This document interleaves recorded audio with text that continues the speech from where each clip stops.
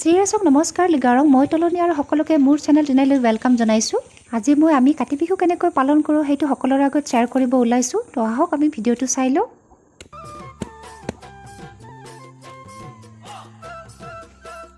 সকলো খেতিপথাৰত গৈ চাকি দিয়া সম্ভৱ নহয় কাৰণে আমাৰ গাঁৱৰ খেতিয়কসকলে সকলো খেতিপথাৰত দিনৰ ভাগত গৈ এবাৰকৈ চাই আহে। কাতি বিহুত চাকি জ্বলাবৰ কাৰণে আমি পাম ঠাই, ৰাভা কথাত ঔটেঙা পাম ঠাই বুলি কয়, সেইটো ব্যৱহাৰ কৰোঁ আৰু এনেকৈ ঔটেঙাৰ চাকিটো থবৰ কাৰণে বাঁহৰ দুই মূৰে জোঙাকৈ বনাই লয়।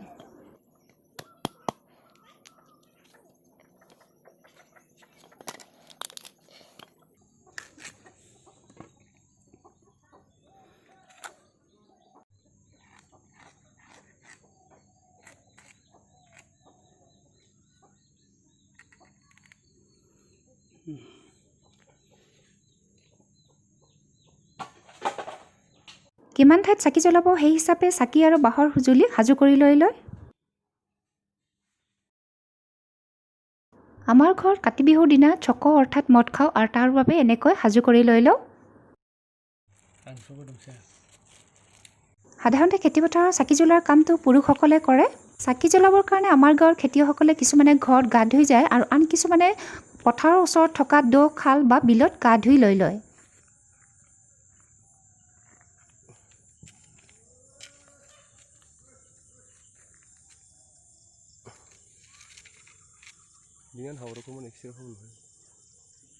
আৰু সন্ধিয়া সময়ত নিজৰ ঘৰৰ ওচৰত থকা খেতিপথাৰত গৈ এনেকৈ চাকি জ্বলায়।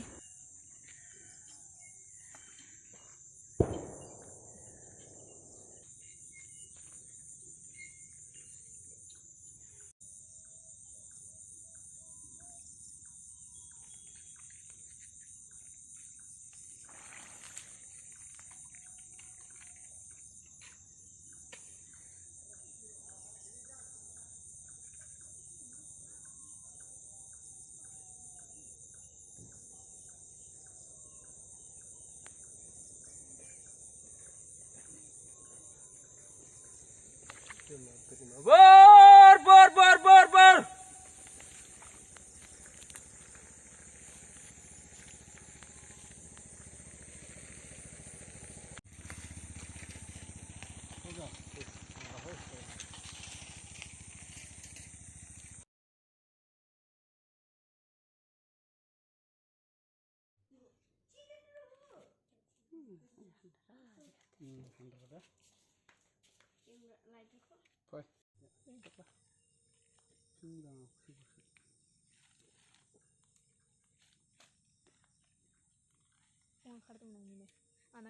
খেতিপথাৰৰ উপৰিও গোবৰ পেলোৱা ঠাই অন্য শস্য বা শাক পাচলিৰ বাৰীতো আমি চাকি জ্বলাওঁ।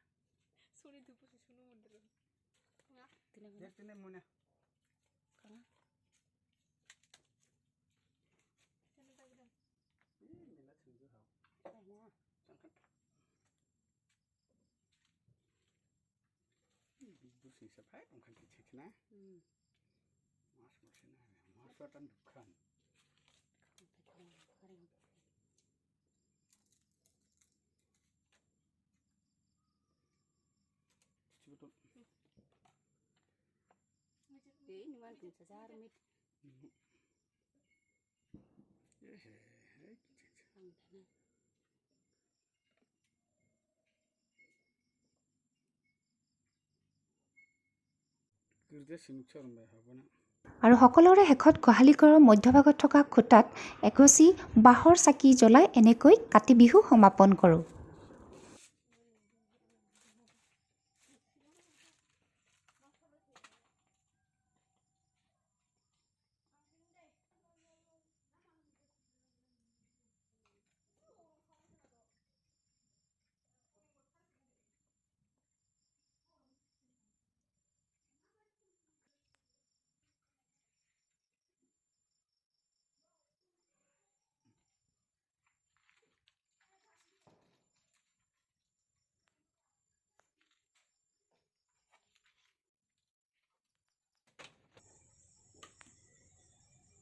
ইয়াৰ পিছত ঘৰ গৃহিণী বা তিৰোতাই আঞ্জা বনোৱাত আৰম্ভ কৰে।